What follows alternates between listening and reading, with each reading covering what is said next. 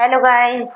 तो आज हम लोग पढ़ेंगे संविधान के आर्टिकल 22। ठीक है। कल हमने पढ़ा था अनुच्छेद 19 पढ़ा था, जिसमें मैंने आपको 6 प्रकार की स्वतंत्रता बताई थी। 19 से 22 तक को स्वतंत्रता स्वतंत्रता का अधिकार कहा जाता है। आपको मैंने ये पढ़ाया था।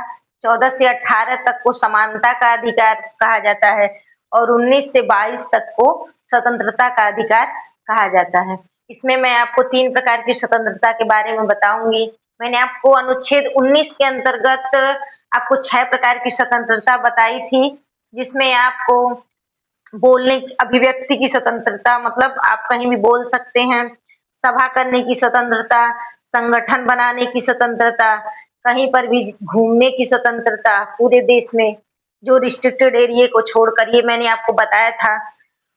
और कहीं भी घूमने की स्वतंत्रता और कहीं भी जाकर के बसने की स्वतंत्रता, पूरे इंडिया में कहीं भी बसने की स्वतंत्रता और कहीं भी आपको अपना व्यवसाय या बिजनेस करने की स्वतंत्रता। ये 6 प्रकार की स्वतंत्रता बताई थी। और मैंने ये भी बताया था आपको कि जो संपत्ति का अधिकार है वो आपका वो अब आपका मूल अधिकार नहीं रह गया, उसे 300 ए में ट्रांसफर कर दिया गया है। ठीक है। तो अब सिर्फ 6 प्रकार की स्वतंत्रता आपके पास है। इसके अंतर्गत जो स्वतंत्रता मैंने आपको बता दी है। ठीक है। उसको अच्छे से पढ़िएगा और रिवीजन करते रहिएगा। ठीक है। आज हम लोग पढ़ेंगे आर्टिकल 20। उसके अंतर्गत जो अनुच्छेद 19 है, ये सिर्फ इंडियन पर्सन को ही प्राप्त है। कुछ अधिकार जो होते हैं वो विदेशी नागरिक भी जो हमारे देश में आते हैं घूमने के लिए या व्यवसाय करने के लिए या यहाँ कोई जॉब के लिए, तो उनको भी प्राप्त होते हैं। लेकिन जो आर्टिकल 19 है वो सिर्फ हमारे देश के नागरिकों को ही प्राप्त है। ठीक है। तो कुछ आर्टिकल्स हैं जो विदेशियों को प्राप्त हैं और कुछ और जो है जो सभी हमारे देश के नागरिकों को प्राप्त हैं, और कुछ जो आर्टिकल है वो विदेशियों को भी प्राप्त है। वो आपको आगे मैं बताऊंगी, जब मूल अधिकार का लास्ट पॉइंट आएगा उस टाइम बताएंगे कि ये अधिकार हमारे लिए हैं, मतलब पूरे नागरिकों के लिए हैं, और ये अधिकार कुछ अधिकार जो है वो विदेशी नागरिक जो हमारे देश में आते हैं रहने के लिए उनको भी प्राप्त है। रहने का अर्थ है कि मतलब जॉब करने या यहाँ पे जॉब करने या घूमने के उद्देश्य से। ठीक है। तो आज हम लोग पढ़ेंगे स्वतंत्रता का अधिकार, जो कि 19 से 22 के बीच में है। ठीक है।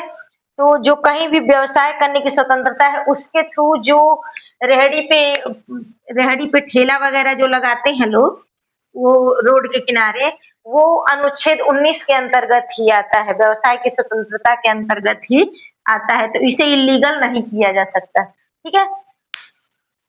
तो ये आप लोग ध्यान रखिएगा कि जो रेहड़ी पटरी के किनारे जो बिजनेस करते हैं, जो व्यापार लगाते हैं, वो हमारे आर्टिकल 19 के अंतर्गत आता है, तो उसे आप इलीगल करार नहीं दे सकते हैं। ठीक है। तो आगे आप लोग देखिए।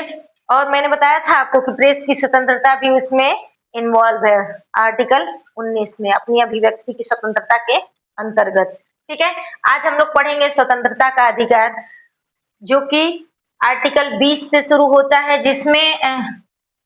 जिसमें आर्टिकल 20 आज पढ़ेंगे। 19 से शुरू होता है, 19 से 22 तक है। आप पढ़ेंगे आज आर्टिकल नंबर 20, जिसमें 3 प्रकार की स्वतंत्रता आपको दी गई है। ठीक है। कब दी गई है? यदि किसी व्यक्ति से कोई गलती हो जाती है। ठीक है। कभी ऐसा हो जाता है किसी इंसान से कुछ गलती हो जाती है, तो किसी को वो चोट पहुंचा देता है, तो उस स्थिति में उसके साथ कैसा व्यवहार किया जाएगा, इसके बारे में बताया गया है। ठीक है। तो अगर कोई व्यक्ति है, उसने किसी का मर्डर कर दिया है। ठीक है। किसी का मर्डर कर दिया या कोई ऐसा इलीगल वर्क कर दिया जो कि हमारे कानून के विरुद्ध है, तो उसके लिए को उसकी एक गलती के लिए उसे एक ही सजा मिलेगी। ठीक है। अगर उसने एक गलती की है, तो ये नहीं कि अब इसने ये मर्डर कर दिया है, अब ये इसके मर्डर के लिए इसको, हाँ मतलब कई इतनी सारी सजा दे दो कि पूरी जिंदगी इसकी उसी में बीत जाए। ठीक है। तो कोई भी एक गलती की, एक मूवी में एक हीरो कहता है कि वो जो विलेन रहता है वो अपने मरने का नाटक करके और हीरो को जेल में भेज देता है। तो जब पता चलता है कि ये तो जिंदा है, तो वही हीरो उसको कोर्ट में ही बोलता है कि अब तो ये तो मर ही चुका है, तो मुझे तो एक गलती के लिए एक ही सजा मिलेगी। ये पहले से मरी इसको मैं मार ही चुका हूँ, इसके मर्डर केस में मैं इतने साल तक जेल में था तो इसे मैं मार ही डालता हूँ। तो इसके आधार पे आप बताएँगे कि कोई भी अगर व्यक्ति है जिससे ये कोई इल्लीगल वर्क हो जाता है या कोई गलती हो जाती है, गलती से किसी का मर्डर हो जाता है, तो उसके लिए एक गलती के लिए उसकी एक ही सजा होगी, ठीक है? कोई भी एक गलती किया तो उसकी एक सजा। सजा मौजूदा कानून के अकॉर्डिंग दी जाएगी, जो उस समय कानून होगा। कब? जब उसने गलती की है, ठीक है? जब गलती की थी उस टाइम की बात कह रहे हैं। जब गलती की जब गलती की उस टाइम के कानून के अकॉर्डिंग, ठीक है? इसमें आप सजा मौजूदा कानून के अनुसार आप इसमें ऐड कर सकते हैं जब गलती की तब, गलती की उस टाइम का कानून, उस समय का कानून, उस समय का कानून, ठीक है? उसी टाइम का कानून मान्य होगा। ये नहीं कि इसका केस चलते-चलते 10 साल बीत गया, अगर इस आदमी ने एक एक किसी व्यक्ति का मर्डर कर दिया और इसकी इसका केस चलते-चलते 10 साल बीत गया, तो उसके बाद हमारे देश में कोई ऐसा कानून बन गया कि जो भी किसी का एक मर्डर करेगा उसके पूरे घर वालों को फांसी दे दी जाएगी।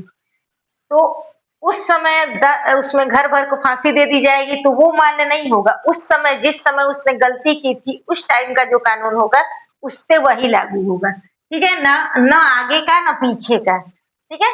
जो उस समय का कानून है वही उस पे मान्य होगा। ना ये नहीं कि 10 साल बाद कोई ऐसा खतरनाक कानून बना दिया जाए कि रोड के किनारे उसको फांसी दे दी जाएगी। तो उसको फिर फांसी दे दिया जाए, नहीं, जो उस टाइम का कानून होगा, जिस समय उसने गलती की है, किसी का मर्डर किया है, किसी का अपहरण किया है या कुछ भी ऐसा इल्लीगल वर्क किया है, ठीक है?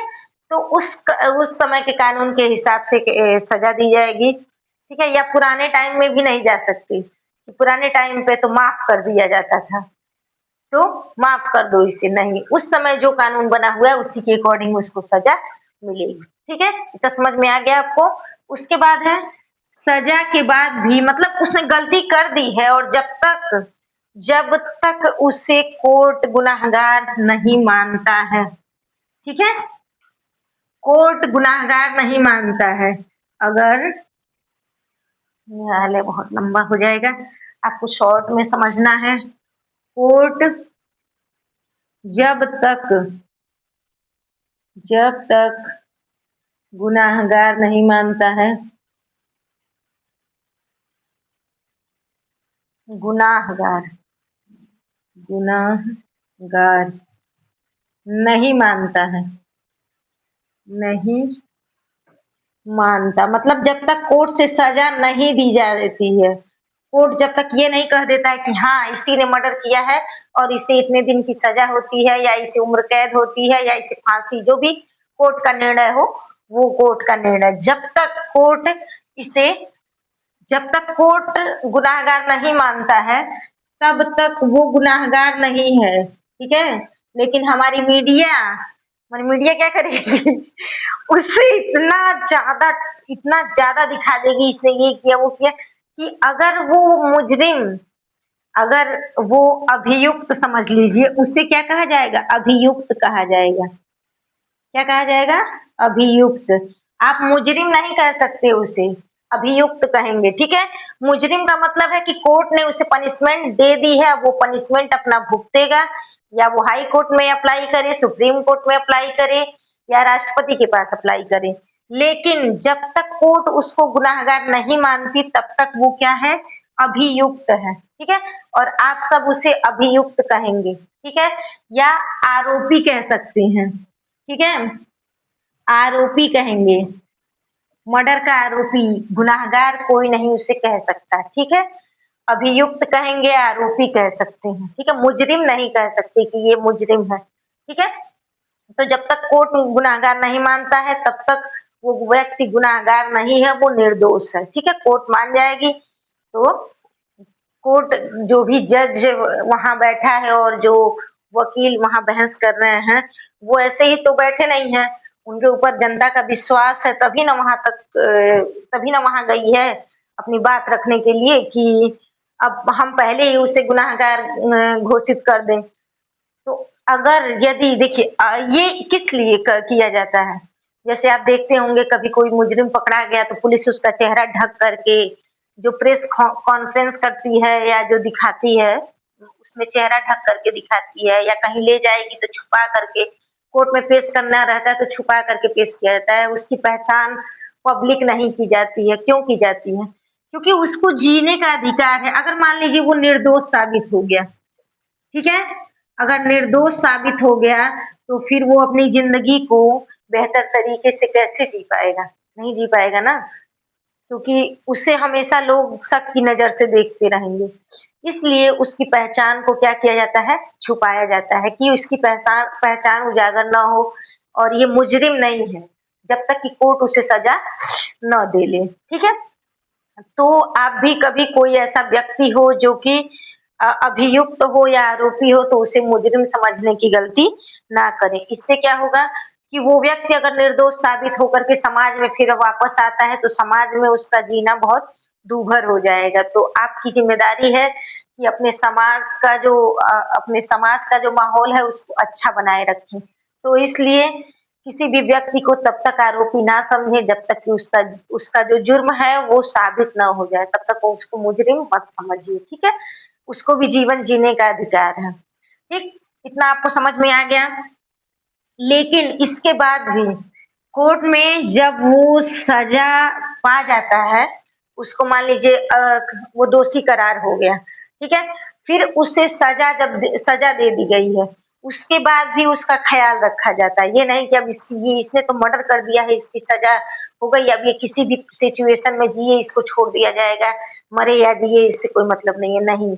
उसपे भी वो इंसान है, मानवीयता के आधार पे वो इंसान है, उसकी सुरक्षा करनी है, उसके शारीरिक हिष्ट-पुष्ट रहने का ध्यान देना है कि वो बीमार ना हो। इसीलिए देखते हैं कि कोई भी व्यक्ति जो जेल में जाता है, अगर उसकी तबीयत खराब है तो उसे उतनी सुविधा प्रोवाइड की जाती है, जिससे वो ठीक हो जाए। भले वो जेल में रह रहा है, भले उसने गलती की है, लेकिन उसे जीवन जीने का जो संविधान है उसने अधिकार दिया है, उस अधिकार के तहत वो एक गुनहगार को भी जीवन जीने का उतना ही अधिकार है।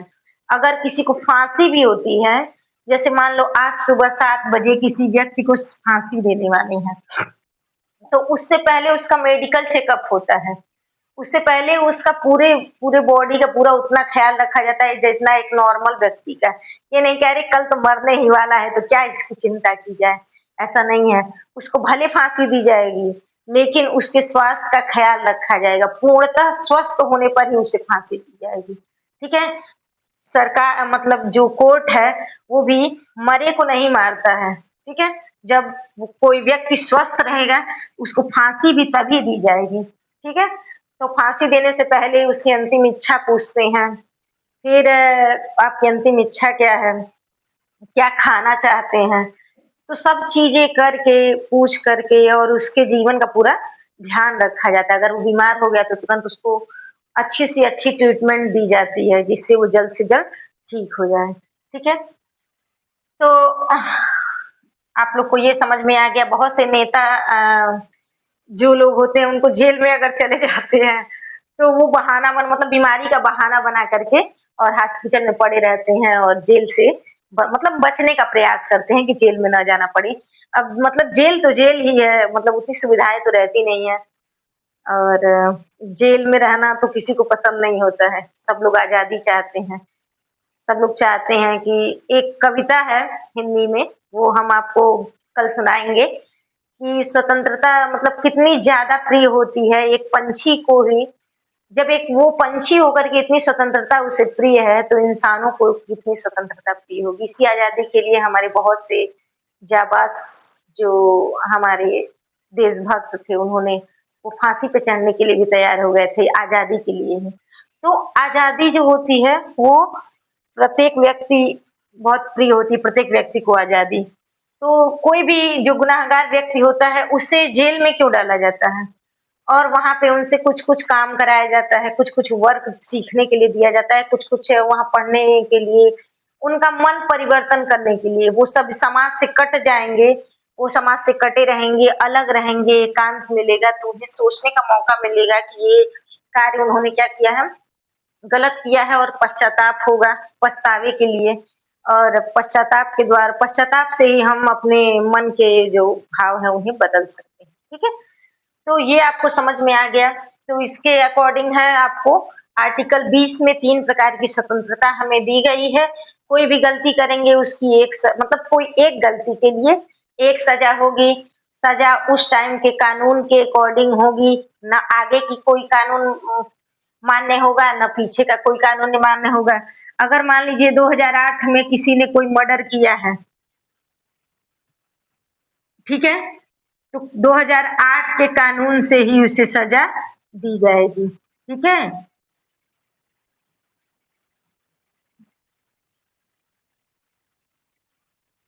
2008 के कानून से उसे सजा दी जाएगी।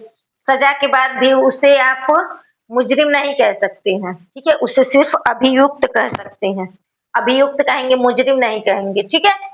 तो वो अभियुक्त है यानी आरोपी है जिससे कि अगर वो निर्दोष साबित हो जाता है और फिर समाज में अपने परिवार में वापस आता है तो उससे एक वैसा ही अच्छा सा माहौल मिल सके। ये नहीं कि मुजरिम मुजरिम कह दिए फिर वो निर्दोष साबित होके आ गया तो फिर वो कैसे सरवाइव करेगा समाज में। तो इसलिए उसे अभियुक्त माना जाता है जब तक कि कोर्ट उसे सजा न दे ले, ठीक है? अब क्या सिस्टम है किसी भी अभियुक्त को क्या मतलब सुविधा है अगर मान लीजिए जिला जज उसे सजा दे देता है तो उसे कहाँ अप्लाई करने का प्रावधान है ये सब मैं आपको आगे के चैप्टर्स में समझाऊंगी जब हाई कोर्ट सुप्रीम कोर्ट समझाएंगे तो उसमें सारी चीजें आपको हम बताएंगे, ठीक है? समझ में आ गया आपको? अब आप मुझे बताएंगे कि जो आरक्षण मिला हुआ है वो किस अनुच्छेद के अंतर्गत दिया गया है ये आप लोग मुझे कमेंट बॉक्स में लिख करके जरूर बताएं, ठीक है? मेरी क्लास कैसी लगी आपको जरूर बताएं। Well done, bye bye.